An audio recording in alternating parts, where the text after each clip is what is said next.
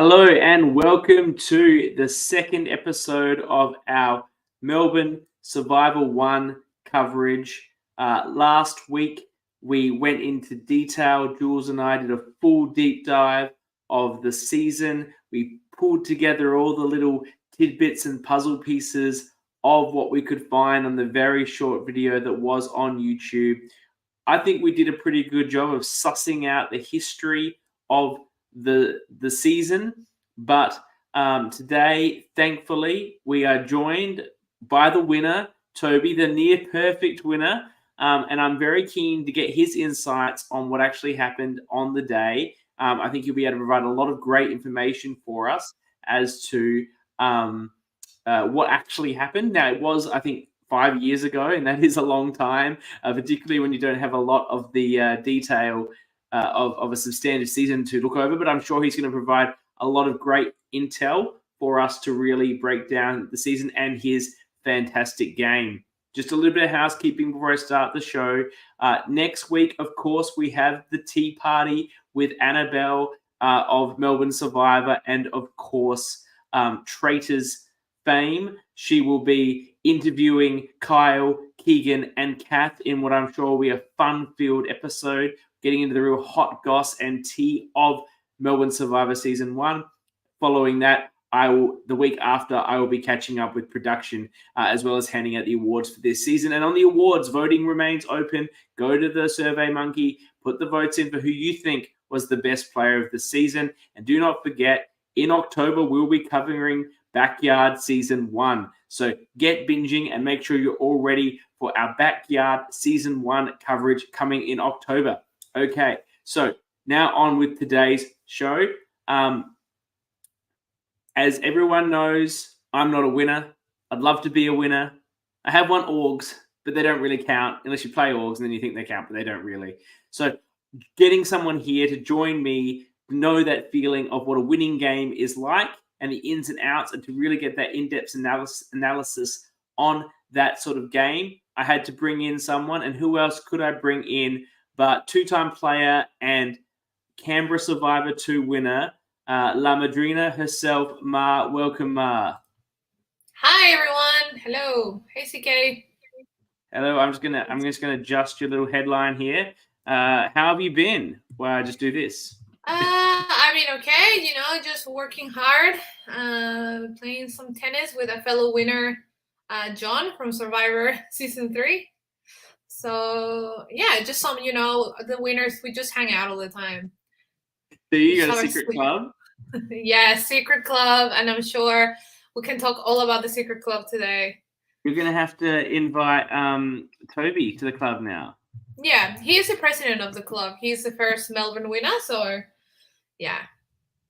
And near perfect, but we'll get into that. Oh, I'm too big, sorry. I'm just trying to make you a fancy little headline, but you've done too much that's making it me not be able to do it. How about this? Will this work? Nope, that's too many. Really? 50 characters? My headline, you can just, There you go. Yeah, I've done it. A lot of acronyms in there. Melbourne Survivor 3, Playing with Fire. Canberra Survivor 2, The Ultimate Sacrifice. So without further ado, let me bring in Toby. I tracked him down. He wasn't that hard to find, even though he hasn't been part of the community for a little while, being Keegan's brother. And given how Keegan is involved in the community, I was able to track him down without too much interest. So without further ado, let me welcome Toby to the ORCA pod. Welcome. Hi, thanks very much for having me. Hi, Toby. Hey, Ma, how are you? We're so excited to have you. Now, did you remember that you played a near-perfect game? Did you remember that but for Kath's random vote, you would have actually had a perfect game? Mate, it continues to haunt me to this very day. And do you know why Kath? We obviously, we saw a good amount of the Final Tribal Council, and I'm not knocking Nathaniel's game. It was pretty solid, but obviously not up to the caliber of the game you played based on the thoughts of the rest of the jury. Why do you think Kath voted for Nathaniel? Yeah, Kath was one of the few people that I didn't have a lot to do with during the game. Being a single day, sometimes you just don't have enough time to have conversations with everyone. So I tried very early on in the game to have a chat to her, and then from that point on, I reckon like she and Nathaniel played a lot closer together. So I just guess that behind the scenes there was a lot going on that I didn't know about between those two with their games, and I think that's what swung her in the end.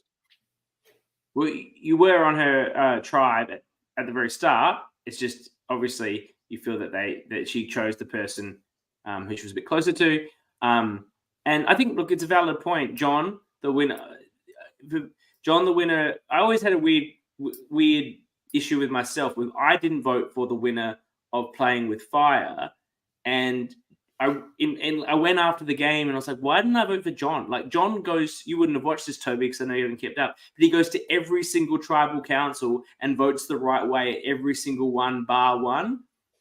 And I'm a person who respects a game like that, and I didn't vote for him. I voted for more of a social player, which is not generally what I respect.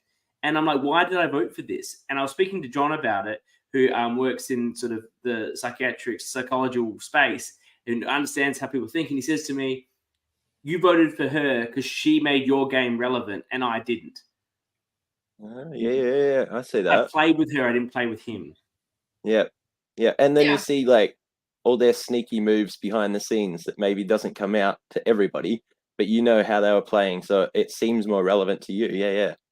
Of course, yeah. And I do think a social bond is always gonna be stronger than a strategic, like admiring someone for the strategy. I do think people end up voting for who honestly they, like you said, connect to the most during the game. Is rare that someone just really votes based on strategy. I think you did such a good job at the final tribal council. You like very humble, you owned up to your mistakes, answered, kissed the right amount of butt with, Cal's question especially. I think you were a very convincing winner.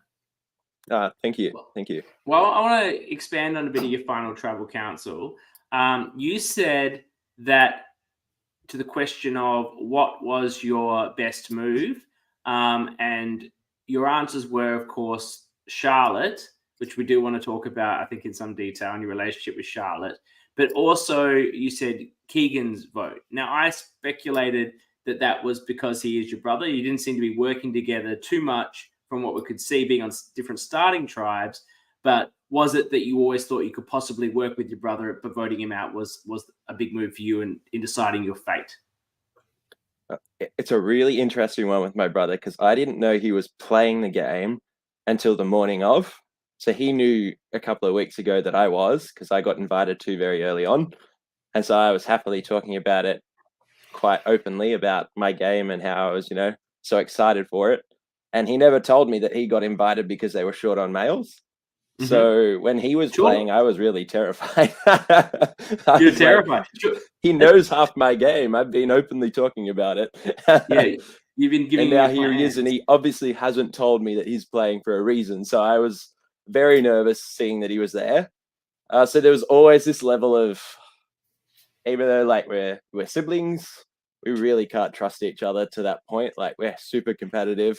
It was like, you can trust for a while, but at one stage someone's going to come for the other, and it's like making sure you're the first person to make that move.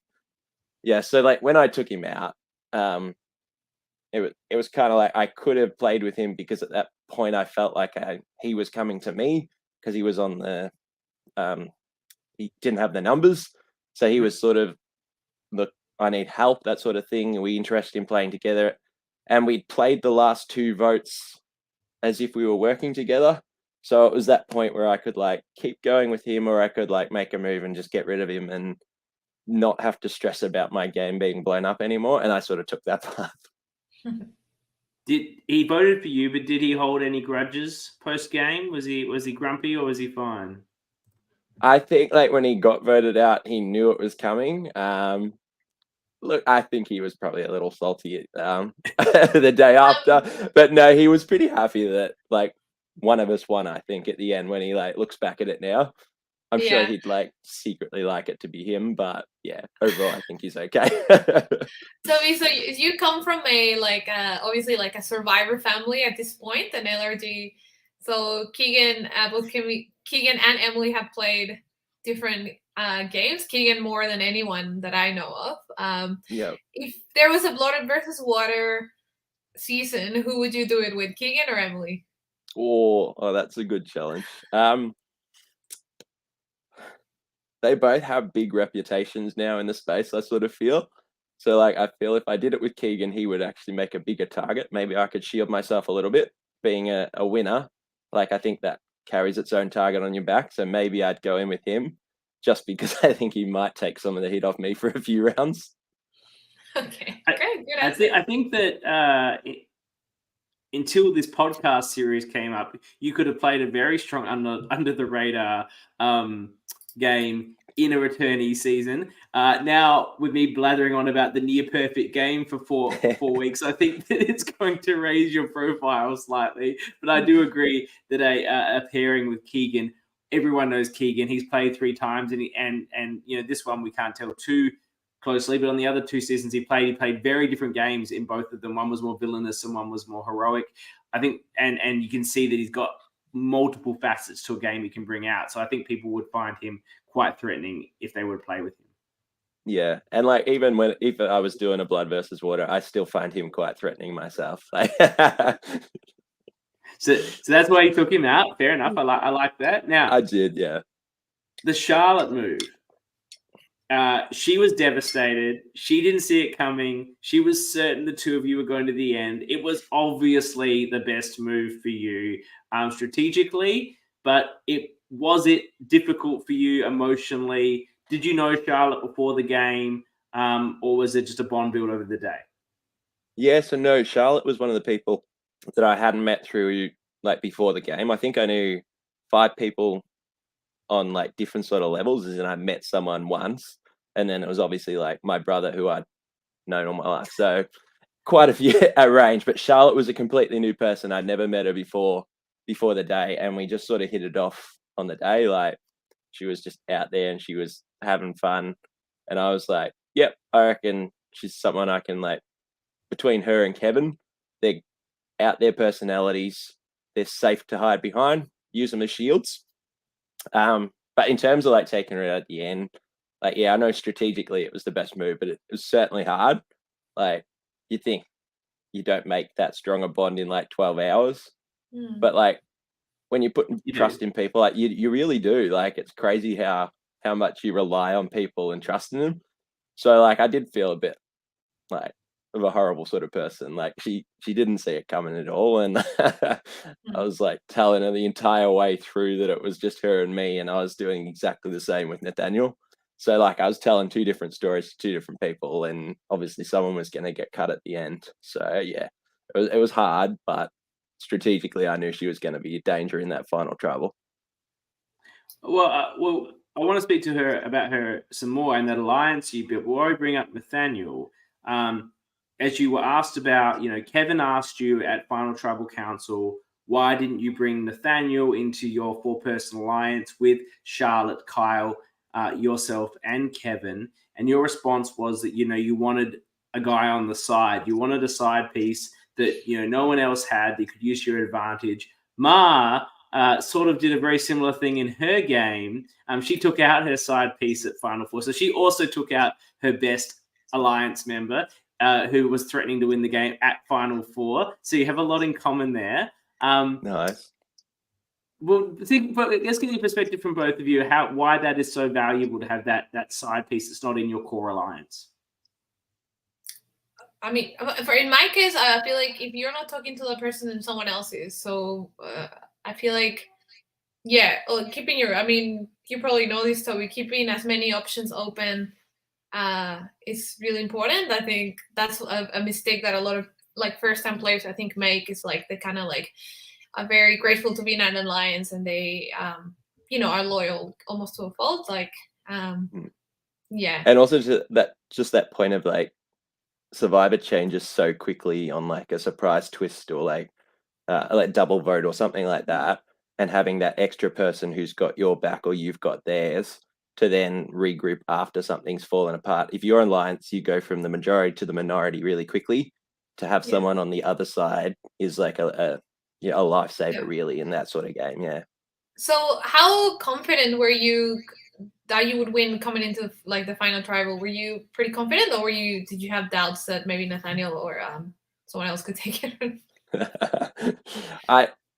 I felt personally like very confident in my game, as in like I was quite happy with how I'd played it, but also like just not knowing how the jury was going to view that, because I was involved in voting a lot of them out. So I was like, maybe they don't like that. Maybe they're looking for someone who's a bit of an underdog.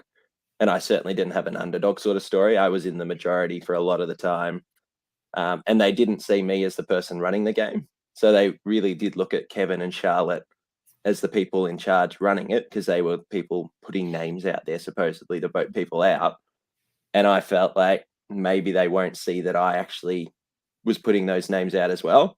Mhm. So I was happy with how I played the game, but also just trying to convince people that I had more of a say than they probably thought when they were watching from the sidelines, was my worry of like whether I'd get the votes or not. Yeah.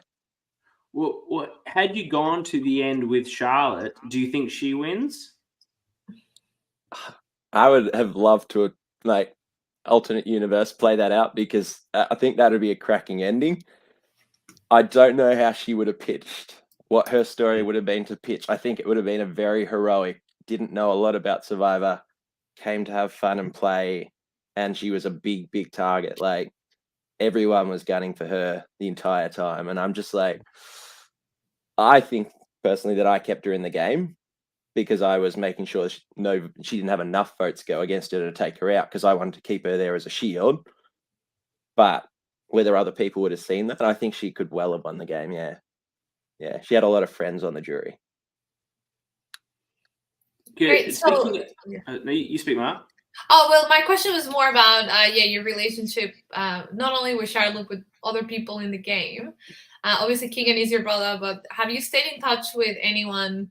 You know, it's been a few years, so do you ever see anyone who was there on the day? That's a good question. So I'm good friends with Alicia outside of Survivor. So I've known her for like many, many years. So I still keep in touch with her. Nathaniel, like, we message occasionally, but we haven't caught up like for a long time since the game. Yeah, that's about all. So I haven't kept greatly in touch with everybody. You did have, and we'll obviously just come back to the game, but you did have some involvement. If please correct me if I'm wrong, in the early production of Melbourne 2. I think there's some videos on YouTube about Melbourne 2 production, or seeking donations, or something that you're involved in. Were you involved much with Melbourne 2's production? Yeah, so I was a cameraman for Melbourne 2 and helped with sort of like the planning stage of it beforehand. And then after that, I haven't been on the crew as much for any future seasons. Just with time constraints and stuff, I haven't been able to get down for like a weekend to help out. But yeah, definitely still heavily involved. Before Melbourne Survivor, I actually ran a couple of seasons of my own camp with friends. So I used to do a thing called Camp Survivor. So I knew the game pretty well, because I used to host it. Mm-hmm. So I was interested in jumping in and trying out how it actually go to play the game. And Mitchell I knew quite well because he played in one of my seasons, and he and I still message each other. Yeah. Great. I want to take you back to some of what I saw as some of the more pivotal votes in the game. Obviously, you've got a strong tribe up front. And you don't go to tribal council for the first two. How quickly did the 4-person alliance of yourself, Kevin, and Charlotte and Kyle form at the beginning of the game? Yeah, it was an interesting one because we didn't go to tribal for the first two, like you said, the first two challenges. And literally, we sat around talking. No one wanted to split up. No one wanted to go away for like the entire first like camp. And then the second camp was only when people were like starting to look for idols and stuff because they were bored that we actually started doing a bit of like strat talk. So I first just dropped a little thing to Nathaniel at that point, sort of said, top 2, interested? I said, leave it at that, have a think about it. I'll get back to me on that. And then it was only when we then were going to the tribal that we actually made that call for alliance. So we sort of had a talk about, who we're interested in working with. And then it sort of became real, we're going to tribal regardless of whether we win or lose, because it was the double. And that's when I was approached by Charlotte to become the 4th member of that group. So that she, Kevin, and Kyle had already made a 3, and they were looking for a majority of 5. So they sort of brought me in. And then we were having a chat up at the water spot, and Kath wandered up to see what we were talking about. So she just became number 5. We didn't all pick her, she picked us, and that became that core 5 for the first vote. Except at the first vote, it was an amazing 4-4 tie. No, it was a 3-3-2 tie. Oh, okay, interesting. Yeah. Okay, so you guys split, did you? Yeah. So the group of 5, we decided to split purely for the fact that we didn't want the other tribe to know that we had a strong alliance. So we wanted it to look like it was a messy sort of broken alliance, like groups.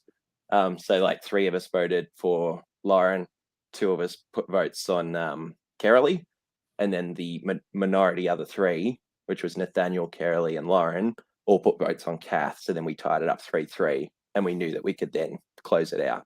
And that was when Lauren went home. Yeah. That's really interesting, and I like that strategy of not looking as cohesive as you were. Was there any blowback in you and Nathaniel voting differently, or was he fine with that? No, he was fine with that, only because we'd had a slight talk afterwards where he asked me again, you still keen on top 2? And I said yes.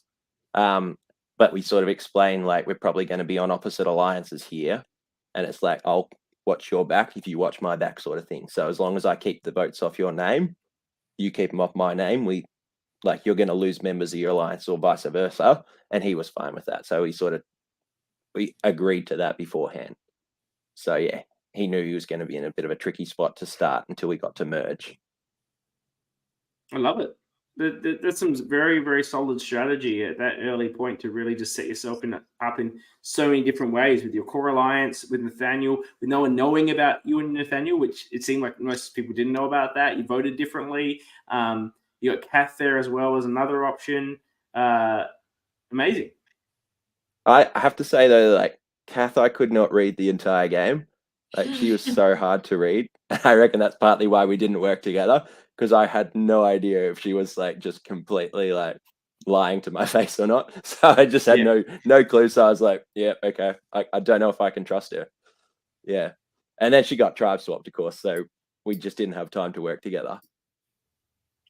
Well, do you have anything more on that vote, Mar, that you want to talk about, or are you happy to move to the tribe swap? No, I think it's interesting, the intentionally messy tribe strategy is like I don't think I've ever heard of that. So it's a very interesting strategy.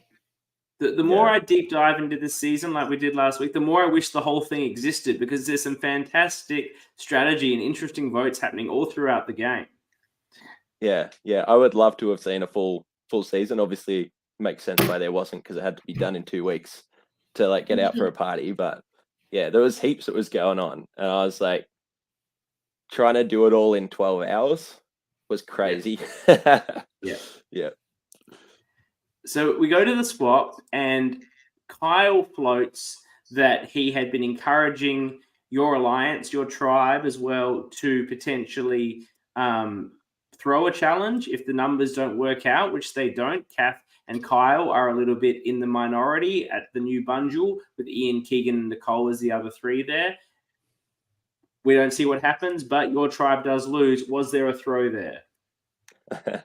The challenge was like throwing little hoops onto pegs, similar like ring toss, basically. Some from a long distance, some from a short distance. And I didn't even know Kyle suggested we drop the challenge. So like, it sounds fancy if we say, yeah, we did it for Kyle, but no, we just sucked at throwing. In both sense of the word, yeah. Couldn't throw. Exactly right. Yeah. No, we didn't. And I think at that point, we didn't even sort of realize, like, it wasn't about keeping our lives safe or anything at that point. It was like we were in a majority on our tribe anyway, because only 2 people had sort of swapped. So we weren't too stressed one way or another. And it wasn't for me personally, they weren't the two people I was looking at to be my shields, so I wasn't too stressed either way who went to tribal. And as you said to us, you'd actually been brought in as the fourth to a threesome of Kyle, Kevin, and Charlotte, and therefore seeing if Kyle went, it's not like the worst outcome for you because then you can move up in the pecking order of that alliance. Yeah, 100%. See, I knew that Kyle had hosted his own seasons as well in Backyard Survivor because I'd seen that season before it. I played this, so I was like, cautious of him as a player in the start because I thought he was playing his game down really low. So he and I, again, we had sort of this, let's get to merge and then see what happens after that sort of an alliance. Mhm. But I wasn't too stressed if he went out there on the other tribe. Sorry, Kyle. Well, no, and look, I think you've got to be worried as well about people that travel from interstate because they're serious. Particularly for a 12-hour game, it's super serious if they travel. I traveled interstate to play. Mars traveled interstate to play. It's a serious player that does that. Yeah. No. So you lose a challenge and you have a choice between Rosemary and Alicia. Did your pre-existing relationship with Alicia contribute to that decision, or was it a general tribe consensus for Rosemary to go? It was more that Rosemary was selling herself as a bit of a super fan, talking about big moves, and she seemed to know the game better than Alicia did. So at that point, we were sort of like, I think she's probably more dangerous to keep around because she might pull numbers or something. And at that point, I was worried that Nathaniel and Carolee might team up with the two girls because they were in the minority and then make a majority. So I was sort of very careful to try and not let them all just stand around and have a chat and make that decision. So we sort of kept them split and we just sort of said, look, Rosemary knows more. So then the whole talk, I think you get like a tiny snippet of it maybe in the video, I can't remember, of me talking to Rosemary. I think I spent like 5 minutes having a really hard chat about it. That was purely so she didn't have any time to strategize with anybody else on the tribe. I love the block strategy. Waste someone's time so they can't be doing anything else. It definitely works, particularly in a short form game. And I know when I've played orgs and I got 30 minutes for tribal when things are actually going to happen, I just spend a bunch of time. I'm always the person that ends up having to talk to the person we're voting out just to keep them occupied, and then they hate me even more because I'm the one who did that. That's it. You promise them so many things, and you sort of talk about how different strategy might work. Could do this, or we could do that. Maybe what about this? And if we did, and you just waste their time for as much time as possible. And then she had no time to make any sort of big moves. Yeah. And thankfully, she wasn't on the jury because I found the thing people hate the most is not the lying because it's part of the game. It's the additional lying where you're like, and after this vote, we could do this and this and this. And when they know that all of that was just absolute nonsense, they feel more, I think, aggrieved by the lying. Yeah. She still hates me a bit for that move to this day. If we ever played again, we're still good friends, because she's Liz's sister. But that annoys her so much. We played a non-filmed version later on, and she voted me out of that purely for that reason, because I got hurt. Didn't matter. We couldn't work together. We'll never work together in a season, I assure you. So, well, we talked about that in the last episode when I was speaking with Jules, and because Mitch was talking about how he had voted out some of these people, and he hoped that they would let that go. And I don't know if you can ever trust someone who actually not voted you out, because if you weren't in the same alliance or whatever, who cares? This is the game. But if you were actually betrayed by someone, I don't know if you can ever trust them in the game the same way. What do you think, Ma? It's tough. I think it would be a really good strategy. I think if we were talking about a really cold strategic game, then I think you can. But yeah, like you said, emotions come into it. I think there's some people in the community I think could do it. Me, I'm a very emotional player, so I'm not sure about that. But I think probably haven't been betrayed by someone in that really cutthroat blindside way. Probably. I think Laurel came the closest for me, and I think I would. I did play Toby. I did play with one person that I played with John, who I met in Melbourne. We played Canberra together, and I think for me it's more like I wouldn't, because I have a good relationship with the person. I feel like, I don't know, correct me if I'm wrong, but maybe you would feel, you play with Rosemary the second time, you would feel pretty guilty if you voted her out again. So I don't know if you like, you know, were a bit nice. I think John definitely was very nice to me in Canberra, and I'm not sure if he could have voted me out. Yeah. John was never. I've spoken to John. He was never voting you out. I understand when he moved to Melbourne, you let him sleep on your couch. Like, you know, he was looking for a house and you were letting him live with you. There is no way on a personal level he was ever voting you out. And I think you got lucky. Sometimes you get lucky in these things where you were never confronted with the obligation to vote him out because you're on different tribes, and then he got completely advantaged getting out of the game. Like, Toby, there was literally like 10 people at this tribal and 8 of them were immune. Yeah, but I think I do think this is why I prefer games where most people don't know each other. I think it's more, because I think it does get messy, especially this community. Like everybody, like you said, Toby, you're playing against your brother, and I mean, sibling rivalry is a bit different, but there's still, you know, that little bit of like, oh, I don't know if you and Alicia, you know, are very good friends, and then you're like really betray her and hurt her. I think so when I play for $1 million as well, I think I would rather keep my friendships than win, you know, one of these games. Yeah. Well, it's easy for you to say. You guys have both won before. No, it's another win's just greedy. I mean, I did beat the person that I live with now. So I think people can forgive, you know, and forget. Well, Keegan has just commented that Mitch trusted him in Backyard Season 2 after he blindsided him in this game, but maybe he shouldn't have. We'll get to that when we cover Backyard Season 2 in the future. You know, Keegan's villainous turn, as I've talked about it a little bit. Okay, and there was some great footage on, you know, the footage we have of Rosemary going on to you about what a big threat Mitch was and how they blindsided him and how he was a big target and how that was her move. And you're sort of just nodding along going, like, you're just digging your own grave here. Like, why are you going on about your great big move to me? Yep. No, it was great. She was trying to convince me that she would be happy to play the game and like make big moves with me if I took her into my alliance and stuff. And I was just like, yep, and that's exactly what I don't need at this point in the game. Just before a merge coming up, I'm just happy to take that sort of threat out of the game. Yeah, good move, I think. I think so. And look, and thankfully, from, you know, of this first 5 that go out, and it's always hard to be pre-merge and not get to be part of the jury. But, you know, Mitch has played again, and Rosemary's played again. So a few of them have had an opportunity to be in another game, which is fantastic. You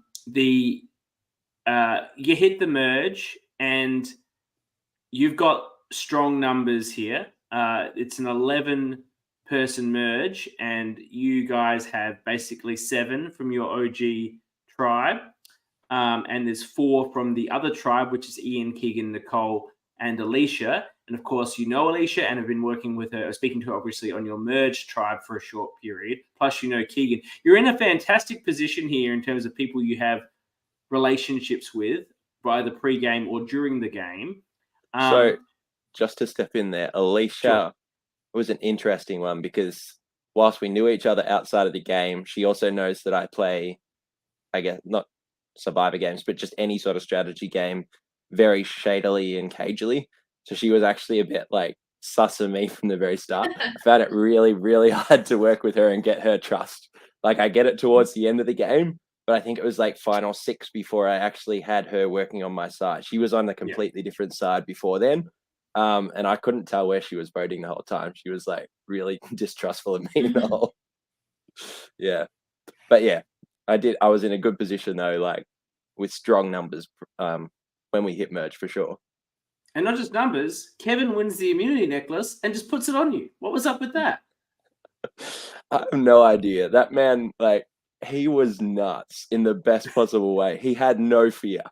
He just bossed everything. He was like, this is how we do it. This is what's happening. And he made calls, and he didn't hide anything. He took Charlotte and me to the reward from the challenge, and I was like, that's the worst possible move you can do, because not only That's does it the show who your alliance. top 3 is, it also takes us away from camp where we've hit merge and everyone else could just like make a move to get rid of us. That's why I was worried about going back in there. I thought this would be where my name will come up as the first name after merge, because I'm not there to control what's happening in camp.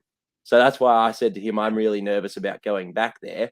And I think he must have just thought, I'm not nervous. I'll give you my necklace and keep you safe.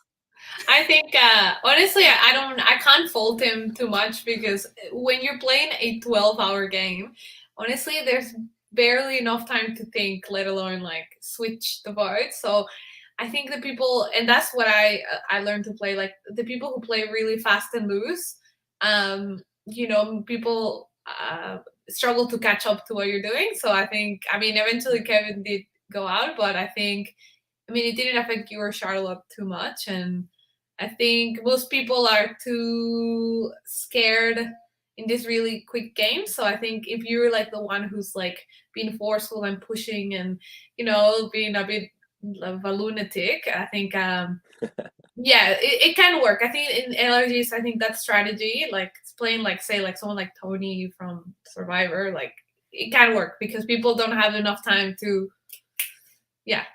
think, oh, that's actually a really terrible idea. Yeah, for sure. And like you played in like games over like 2 weekends, didn't you?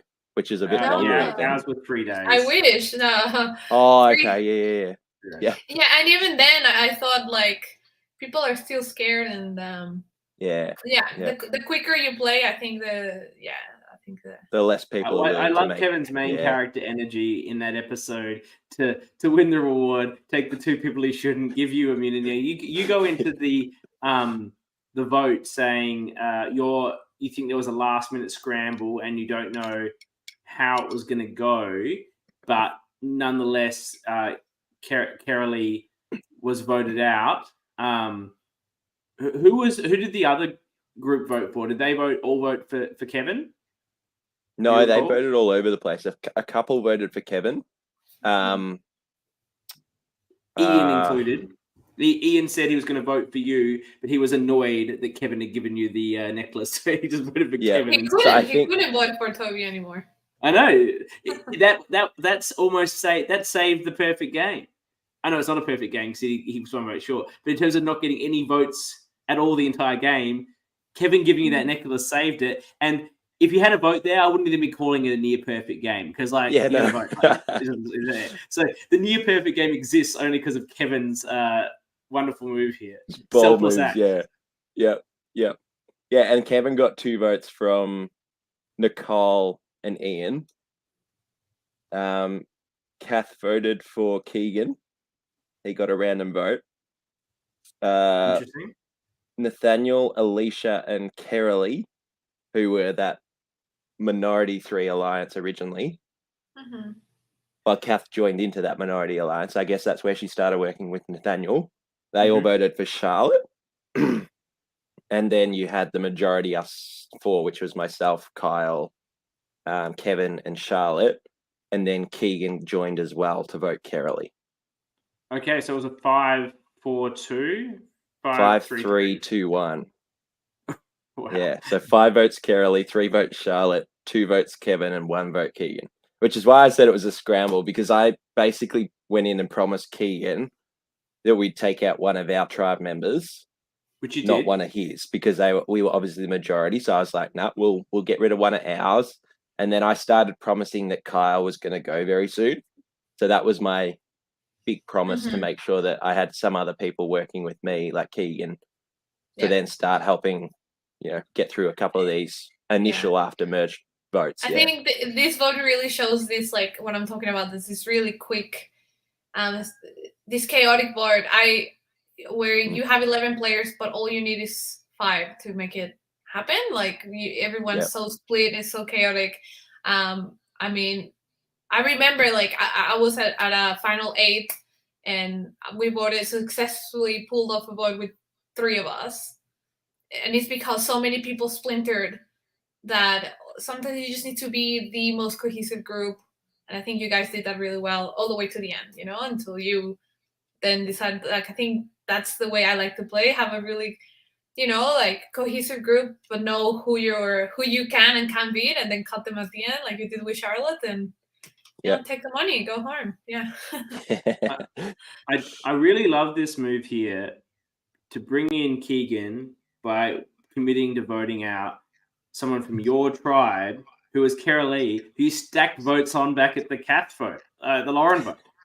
Like, you know, this is not someone who's ever going to be loyal to you guys. Like, you'd voted for her in the pre-merge, and she, Kyle said that she was a swing vote and had like jumped ship, whether she had or not. Maybe not so much, but that's how you perceived her. Like, you gave away nothing to secure Keegan's vote here. Yep. And he was struggling too because he had Ian in his like small group of people left, and Ian was a loose cannon with where he Impossible voted. to work with. Like, he was so hard to work with. He'd tell you one thing, and the next minute he would change. Like, he wanted to work with me and Charlotte, and the next vote he was voting Charlotte out again. Like, it was impossible. So I think Keegan was count on his vote. Like, you couldn't count him saying, "I'm doing this," and then actually do it. Yep, 100%. No, yeah. So then there was just a comment and in the commentary of the episode wrap up that at this point Keegan was appearing as a threat to your alliance, and maybe people were thinking about voting him out, but then he won that planking challenge over Kyle, which I'm sure was his proudest moment of the day. And then apparently a plan emerged to take out Kyle or Charlotte, but it just fell apart and Nicole ended up just going. Do you recall what sort of happened there? Yeah, it was a messy one because at that point Kevin was hell-bent on getting rid of Keegan. That was his next move. He's like, he'll go on an immunity streak here and he'll win. And then he did go and win that immunity. So we're like, plan B. So I wanted to get rid of Kyle at this point. At this point, I thought that Kyle was starting to work too heavily with like Alicia and other people on the outside of our core 4 alliance, but I couldn't get enough numbers on it to make it work. So I was trying to convince Keegan that we were going Kyle. We got to get rid of Kyle. And then Kevin was like, no, it's Nicole. And suddenly like everyone in camp was just like, right, it's Nicole. So we started trying to get all our numbers onto Nicole, which was obviously our core 4 again. We're happy to vote for that.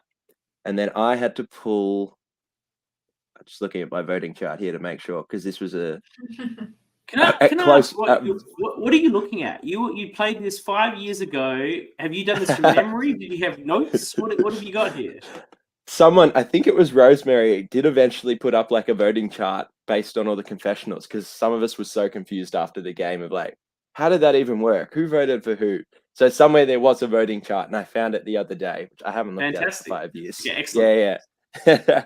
So that's how I know that. So the 5 votes we ended up getting for Nicole was myself, and then I convinced Nathaniel to vote for her as well, which was a big move because he was trying to get Charlotte out at that point. But whenever I needed a number, I could convince him enough to make a play if I had another play in the background. So I was like, if you get Nicole now, then we get Kyle later. So it was sort of a trade-off situation. Sorry, myself Very and him. smart, yeah. Hey. Yeah, it's smart. Like, you can't dictate every vote, and you need to know when to concede and then when to, Yeah. And then Charlotte also voted Nicole along with Kyle and Kevin. So they were my 5 that I needed to do it. But it meant that out of 10 players, I needed to split the votes because I knew that Charlotte was attracting a lot of heavy attention from the other side.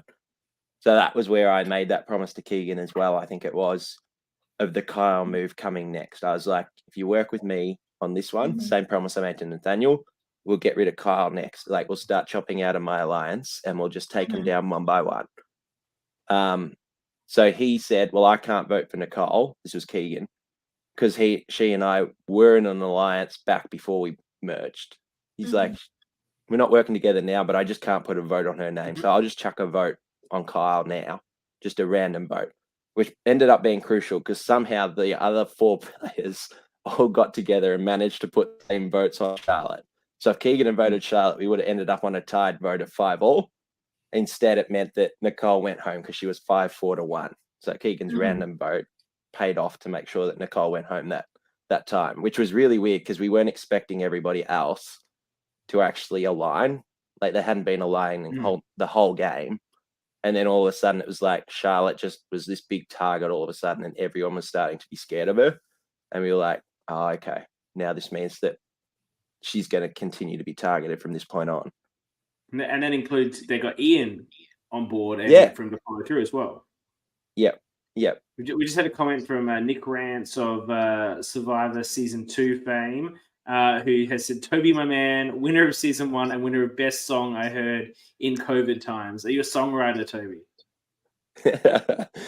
Not really, but I do make like parody songs. I made a random one during COVID time, so there must be a video somewhere floating around that you must have seen. It cheered Nick up in COVID lockdown. Good to hear, Nick. Good to hear. You wanted to take out... Now, you told Nathaniel, next vote, we're doing Kyle. I think that was probably true. You wanted Kyle gone. Then Survivor Trivia Challenge. Did you go, fuck, Kyle's going to win this as soon as you knew what it was? Or do you think there's enough other super fans that could have beat him? Yeah, look, it was so embarrassing. It went for 2 questions. I think three of us got the first question right out of these 9 of us left, were there? I think it was down to 9 at that point. Yes. So like correct. 3 of us got the first question correct. Everyone else got it wrong. So then it was Kyle, Keegan, and myself, and both Keegan and I got the second question wrong, and Kyle got it right. So he won in the shortest trivia you've ever seen. Do you recall so what the embarrassing. So sure I have no idea. I cannot remember what they were. You'd have to see if Liz has a video somewhere, like of what it was. It was like, it was Kyle terrible. wins, and obviously you've just got to feed back into the core 4 here. And is it Kevin pushing for Keegan here? He's got to go. Yeah.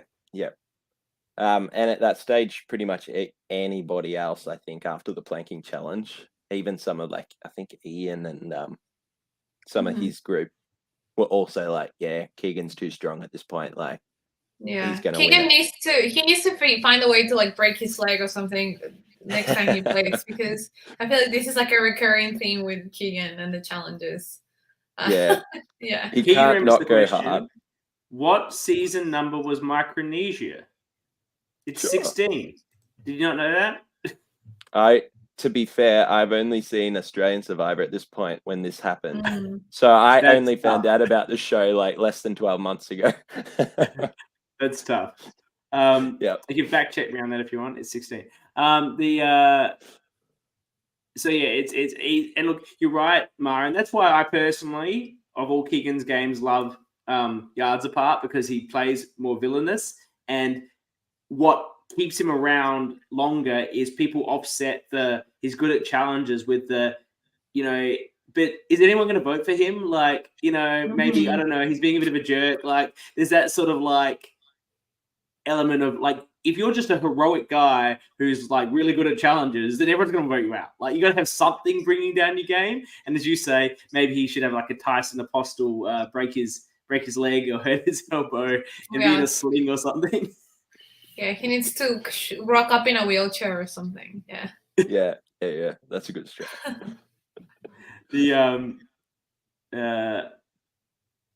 So the next vote is what, down to 8, and is this a double vote? We need all the information on. This is the double vote. That sounds like it was insanely chaotic at the tribal once Liz announced the twist. Is that correct? That is 100% correct. And it came at such a bad time because we finally got together to get rid of Kevin, which was going to be the biggest blindside of the whole thing. So who'd come together for that? Yeah. So at this point, after this one, Keegan's gone home. We've gone back to camp, and Kevin is gunning for Nathaniel as the next biggest threat challenge-wise, which is a big problem for me because I'm obviously like, well, he can't take Nathaniel out. Keegan's like, I'd still win challenges. Keegan says he'll still win challenges with a broken leg. It's probably true. All right. Sorry, Toby. Yep. So Kevin's targeting my secret alliance, which no one knows about. Big problem for me. So I make a wild play that to Kevin himself that Kyle is probably our biggest threat. And I'm like, I know he's part of our Core 4 Alliance, but he's also starting to play the other side, as in he's now voting with them at times. Like he's off talking to them. And if we don't get rid of him, he was probably going to get rid of one of us within the next couple of votes. So I sort of make a Hail Mary, look, let's leave Nathaniel for one vote. Let's use him as a number to get rid of Kyle. And the thoughts was behind that there's 8 of us. So if we play myself, Kevin, Charlotte, and Nathaniel all voting for Kyle, and we convince Kyle that the vote is still going to Nathaniel, then it really doesn't matter what the other 3 people do.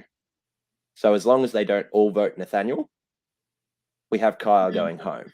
Yeah. So it was we were fairly confident going into that. We were like, ideally we'd have one more number, but that was where Nathaniel's job was to convince some of the other people, like the Alicias or the Ians or the Kaths, who he was playing with, to not vote for him. As long as he convinced someone in that group not to vote for him, we were fine. So I was like fairly comfortable going into that tribal. And then as we were walking in, I was talking to Alicia at that time, who still, we hadn't been working together for the whole game. And I was sort of trying to find out, so where are you voting? And I suggested that maybe she vote for Ian to try and put a name who I didn't think she was working with, someone who was a bit of an outsider. And also just as that extra block of like, if she votes for Ian, we've definitely got enough numbers.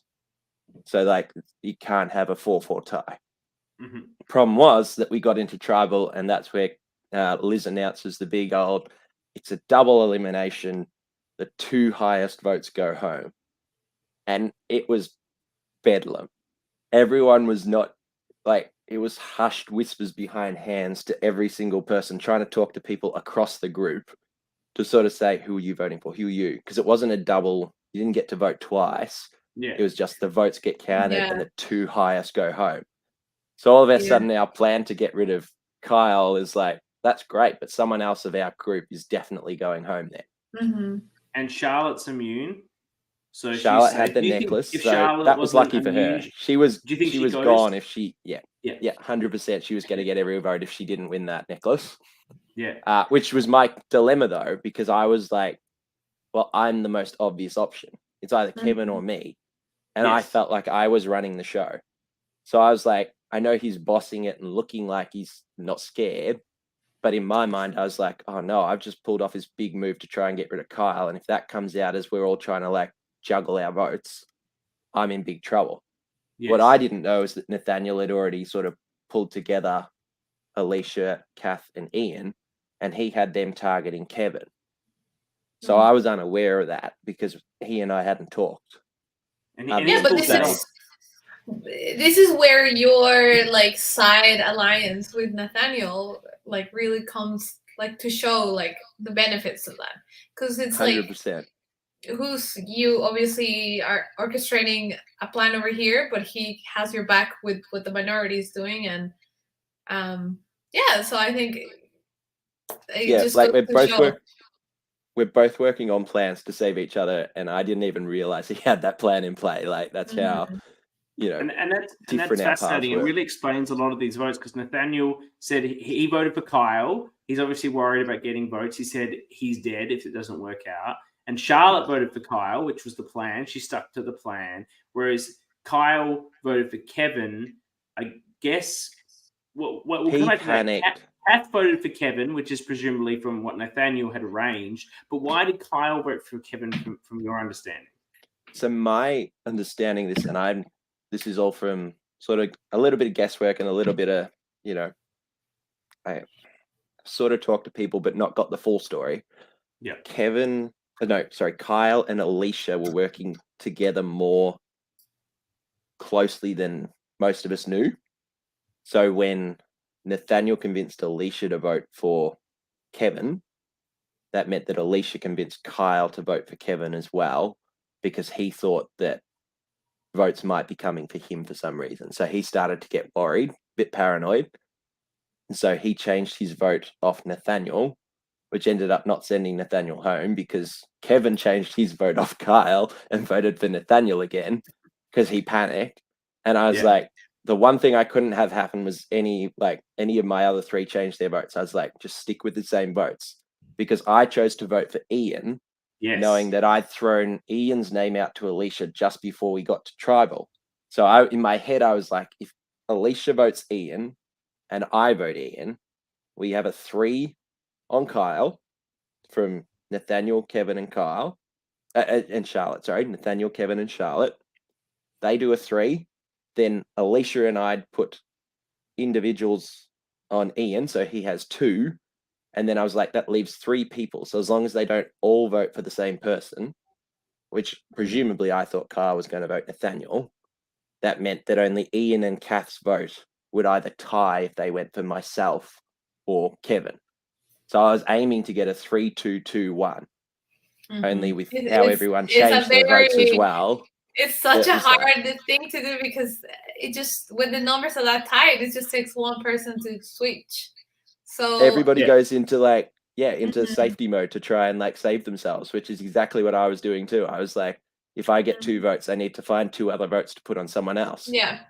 Oh, I think you did really good to survive that, because I was I'm not sure, for me, I'm not sure how fair it is to have 1 vote and 2 people going, because I think in Survivor majority rules, and this kind of for me breaks what the game is. But I do think now that you talked me through the strategy of it, I think it shows one way that you can really counteract this twist, which is really hard to navigate. It's really interesting, and the way you were navigating it is amazing given the very short amount of time. I think the twist probably works better if people are actually told about it before tribal, so they can try and make a plan. And of course, this is sort of very similar to Josh Peterson's infamous double earn that he wants to bring in to a season, where you would do something like this, but there's 2 earns and you have 2 votes. He's tried it out in a trial. It's incredibly confusing for the players and the viewers, I feel. So mostly it gets knocked back. But maybe Liz has always been against it because she doesn't think this was a good twist based on comments she put in the chat last week. Yeah. And to be fair, she did say after the game that they were literally running out of time. I think they still had 8 people left. They had to get rid of 2 people at least that time. Otherwise, they were not going to finish before it was pitch black.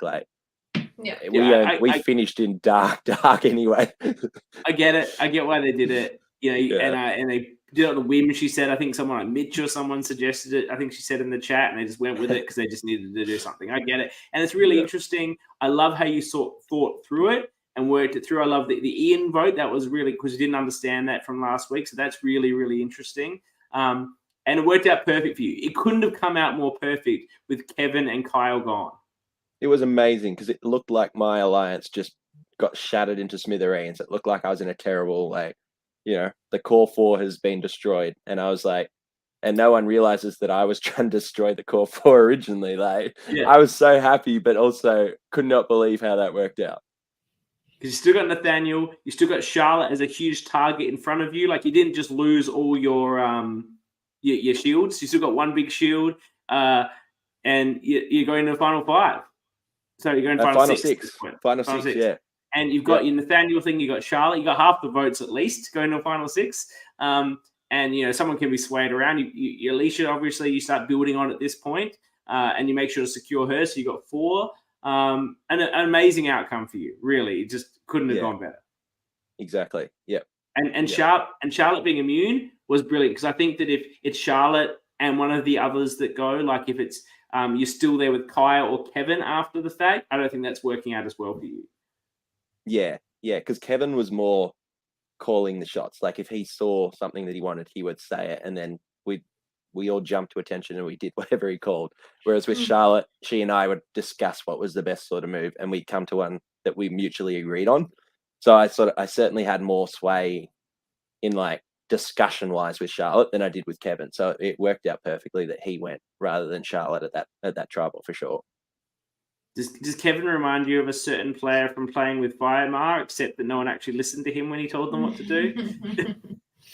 It reminds me a little bit of I'm gonna say someone more like Laurel, who is not really thinking through the ramifications, and it's more just going with gut instinct and like going like a bulldozer. Yeah. And then eventually gets caught. But yeah, I think Kevin. I think Kevin would have been a good shield for you. I think he would have been very interchangeable with Charlotte. Like I don't know if he could have beaten you a Final Four, but I think you would have been okay as well with Kevin. I think. I mean, I don't know. I just from what I'm hearing, I think Charlotte was definitely the best choice for you, but I think it wouldn't have been the end of your game if Charlotte went there. I guess the question is if Kevin would try to take out Toby earlier and not let him get to the end. Is perhaps what I think. Maybe. Have to ask Kevin then. Yeah, I guess the big question for you. You just talked about what it really sounds like is Nathaniel was the architect of the survival of everyone that he wanted to keep in at the final 8 at the double vote. Did he really speak to this move at Final Tribal Council? Because it sounds like he did an amazing job at this one. It doesn't sound like it was spoken to too much based on what we saw. I actually can't remember how much he touched on in his pitch on that point for sure. Yeah, because like his rallying of the troops to get rid of Kevin at that point and keep me in was like a huge move for him in terms of like, yeah. Otherwise, I wasn't there. He could have easily put all the votes on me if he wanted at that point and had me out and Kyle out at the same time. But I guess like he sort of felt maybe he owed me a little bit because I was putting the votes on Kyle instead of him at that point. So we were pretty heavily entrenched in like working for each other at that point. Like I think by the merge, we were pretty much locked and loaded to get to final 2, basically in our minds. Yeah. We'd sort of tested out the waters beforehand. Like, do we trust this person? How are they playing? And then we were like, yeah, it's all guns blazing. It's like you and me. And you're just going to have to believe me if it's going to look bad at times. Like I'm going to just ignore you, or I'm going to be like sucking up to all these other people and not talking to you. But you got to trust me that I'm getting you to that final 2 as well. Like that sort of thing. So we had that trust by that point that I think, yeah. I feel he didn't do a good enough job from what we saw at Final Tribal Council of selling the mutuality of that relationship, of how he kept you alive at this vote. It just came across a bit that you were his side piece. And I think that resulted in that 7-1 vote to some extent. Because I think he, based on what we're hearing now, maybe he deserved a vote or 2 more. Yeah, I think he definitely could have had a vote or 2 more because he was also playing the I would say the more dangerous role because he was in the minority for like the majority of that game in that alliance. So I was, It doesn't really matter how well you're playing if the other players, like you said, like you were worried that people would think Kevin was doing everything. The perception from what I saw was that Nathaniel was kind of coasting he was like riding your coattails a little bit, or that he was like the second in command in your duo. Yes. I think if Nathaniel had done more to differentiate himself from you or identify you as like his direct threat, I think he could have. Yeah, but it's really hard when you run out of options. You have Charlotte there who can also win, and then there's you. Like, you know, maybe taking out Kat here. Maybe that's what he should have. Well, yeah, let's talk about this next vote. Yeah. You win immunity. You must be feeling pretty good about that. Do you think you were under threat if you don't have that immunity?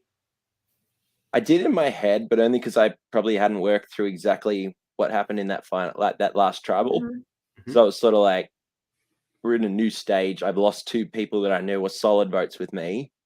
So I was like, I have an Ian who I don't know how he's going to vote. Alicia, I've struggled with to know how she's going to vote for this whole time. And Kat, I've had nothing the whole game. Like I just can't read her. So I've got 3 votes that I'm very unsure about. And then I've got 2 players who are sort of targeting each other. Charlotte going for Nathaniel going for Charlotte. So everything's a little shaky at that point. So I was desperate for that immunity just to find my feet again and work out where I was sitting with everybody.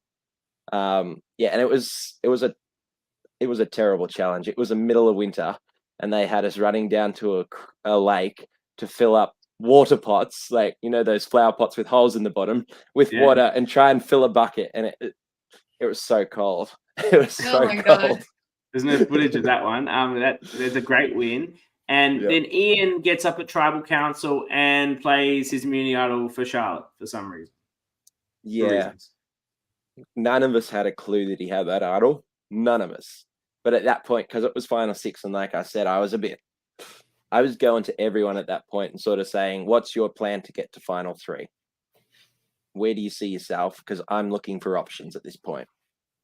And I think because everyone thought I was with Charlotte, but there was also that final, like that second, third spot really of a final 3. So they were like, these guys are a power couple.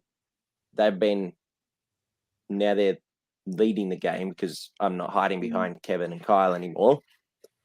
And I sort of wanted to get in a little bit on that group, I think. So I started going to everyone like Alicia, and I went to Ian and I said to him, how do you see yourself getting to final 3? Because I'm interested in taking you. And this was one of the first real heart-to-hearts that we'd sort of had for a long time. We tried to work together before and it hadn't come off. And I just made a pitch to him. I said, are you interested in going to final 3? And how do you see yourself getting there? Because I'm like, you're voting left, right, and center, and no one knows, what's happening. So I sort of just floated the idea of final 3 without making any promises. And I said, we're looking for people to work with. Why don't you work with us? Who do you want out of the game? And I think he might have put forward the name Cat, or I might have. I can't remember who did. But Cat sort of came up as the name that everyone wasn't really clicking with. Mm-hmm. And we were like, great, let's try that.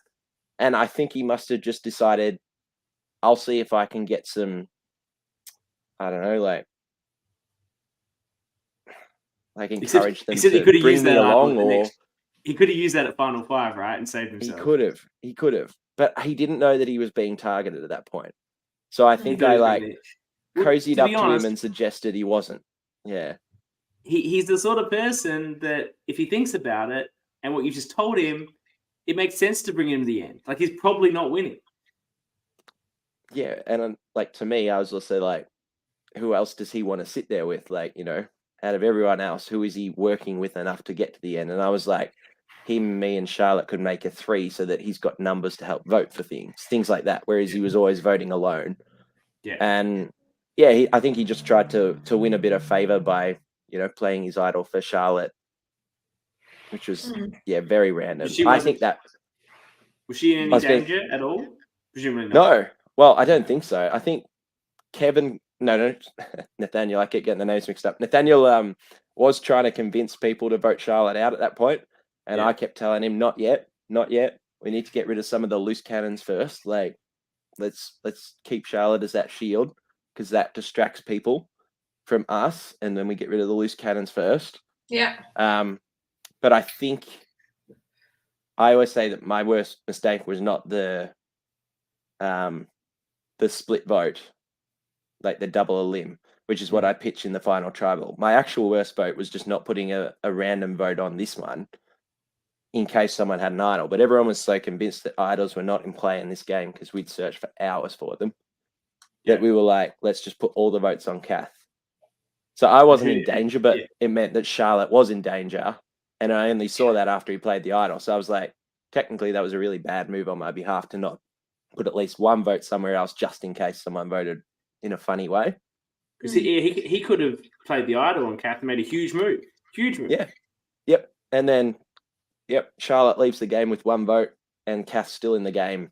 And yeah, I'm in trouble. Like, I'd be working with Nathaniel only, and then I'd have to pull Alicia over to my side. Yeah. But from Alicia's point of view, she's in there. But I could go to the end with Ian and Kath. Like, that's looking good to me. It's much better than going to the end with me and Nathaniel. Yeah. Yeah. Yep.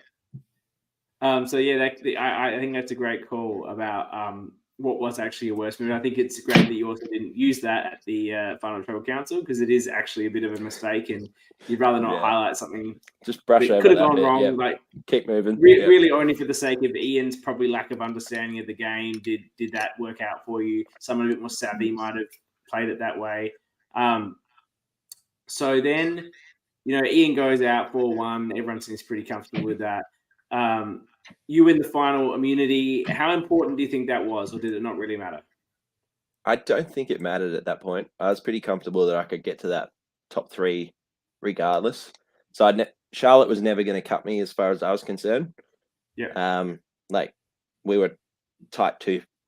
Nathaniel, and she says that to camera. So there's no point. She wouldn't lie to camera. Why would she? So she says, It's me and Toby. One of us just had to win. We're going to the end together. So yeah, but you guys are forgetting that it's not just about getting to the end. I think you have to get to the end with people you can beat, and I'm not sure based on how much she was targeted. I think if Charlotte wins, I think you would have been sweating it a little bit more. I think if Charlotte wins the immunity, you're going, right? No, you not going home, but like. As in, like, if she wins the immunity, going home the get herself through. Yeah. Very, very much, very likely. Yeah. Mm-hmm. Yeah. Alicia goes if Charlotte wins the immunity. Would you say, or Nathaniel? Yeah, that's an interesting one because I think I need to make sure that Nathaniel's votes don't come into play, because I'd be worried that Charlotte and I are splitting a lot of votes, and then I think Nathaniel's got the third strongest story. Yeah. So that would have been an interesting one. Yeah. That's right. I was actually just thinking about that myself. And I actually think Nathaniel's best outcome was probably to be with you and Charlotte and win on a minority vote, like a 4-2-2 or a 4-3-1 or something.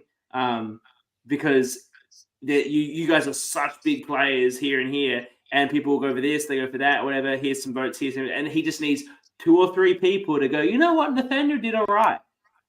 Yeah, exactly. So I was very concerned about that fact, but also like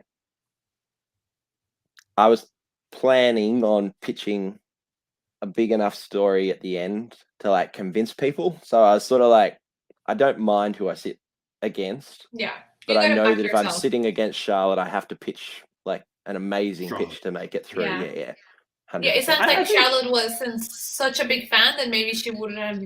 She probably had never seen a final tribal. She didn't know what to do and not to do. And I think you and Nathaniel, it was very obvious that you guys had seen Survivor and you knew the answer. For me, the giveaway is always what was your biggest move, and the answer is always getting you, the person who asked me that question.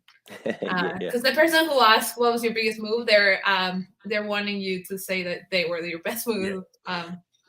So when Kyle asked that question, you guys, perfect. That's been the canon since Todd's famous China tribal council, that everything says the greatest final tribal council. He's the first person to do it in the right way with Jean Robert, who's like just a horrible person all around. And he's like, "What was you? Why did you vote me out? Why did you train me?" Because you would have won. You'd have won, Jean Robert. And Jean Robert's like, "Oh well, yes, of course I would have won." Thank you, Todd. Yep. I guess, were you at all worried that Alicia had gone to every single tribal council? Did you think that was going to be enough of a story for her to sell? No, only because she was so new to the game, she'd made some mistakes along the way. So she did at one stage vote for someone with the necklace. And at another stage, she played what she thought was an immunity idol, but it really wasn't as well. So I felt like her game didn't have enough big moves to like save her. Like she'd done well, but only because she wasn't as much of a threat, rather than like she was making strategic moves to not be voted out. So I didn't think it was going to stack up as much against a game with bigger moves. I just, Yeah, I think Alicia's path to victory would have been Kath and Ian. I think she should have figured a way to get there in that combination. Yeah. But again, she was struggling. Yeah, go on. It's hard your first time, and especially if you don't know Survivor, it's hard. Yeah, but everyone was just struggling with Ian. Like no one could make a solid alliance with him because he'd then vote for someone completely different on another. What was his deal? Who is Ian? How did he come to the game?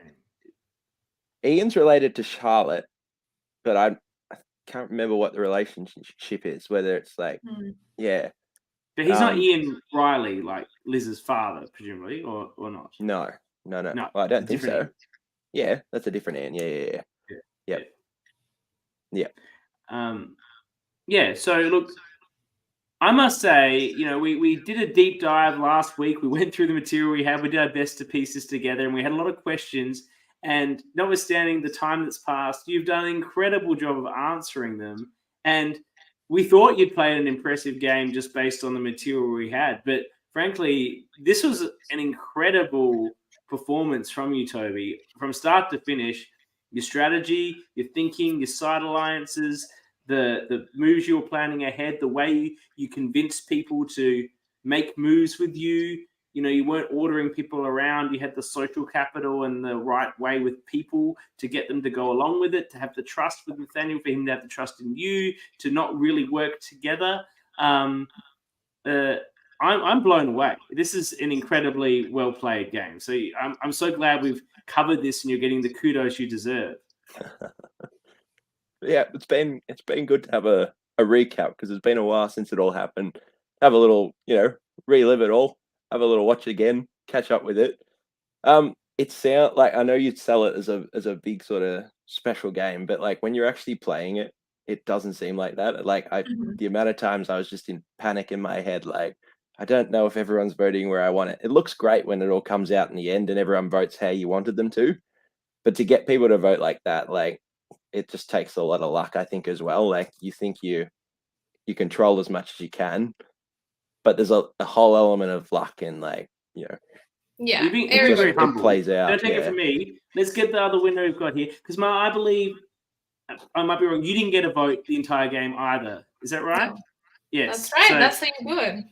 Yeah. Nice. So what do you tell us what you felt about Toby's game with what we've talked about today and last week in this show? Yeah, I was really impressed. I do think so if someone asks me which LRG player you most like, now I'm gonna say Toby, because I think you and I have the same philosophy when it comes to Survivor.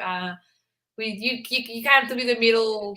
You can't be the worst person, but you can't be the best person all the times. And I like how you said that sometimes some votes you were like happy to take a back seat and sacrifice someone and then take control the next time. And really, I think you are a great winner. I was very impressed. I do have to say, I have to compliment you on your outfit for the reunion. Yes, thumbs up. Amazing. Thumbs up. I was honestly, I've never seen a live reunion like that, which I think maybe an LRG, if people could keep their votes secret, that would be really exciting. How good was it? How good was it? So cool. Was not expecting. But like waiting 2 weeks, waiting 2 weeks to find out. I know. Yeah, I think hard. For other LRGs, you'll be waiting like over a year. So I think that was the only time it could have been done. It was so good. My other question is, what did you do with the $100? I think I put it towards my own like Camp Survivor again. So like it went into making props and things for another season. Yeah. Great. And my last question is something that we ask everybody who ever plays. Like, would you ever play again? Yeah, I would. I've completely blown my game now, so I'll have to come in with completely different strategy. Maybe I'll be the Kevin. You would have been so secret and under the radar, and now everyone's going to know everything about you. Yep. So I'll have to be a Kevin now. I'll just come in and I'll tell everyone what to do, and hopefully they'll listen. Mitch, definitely play again, though.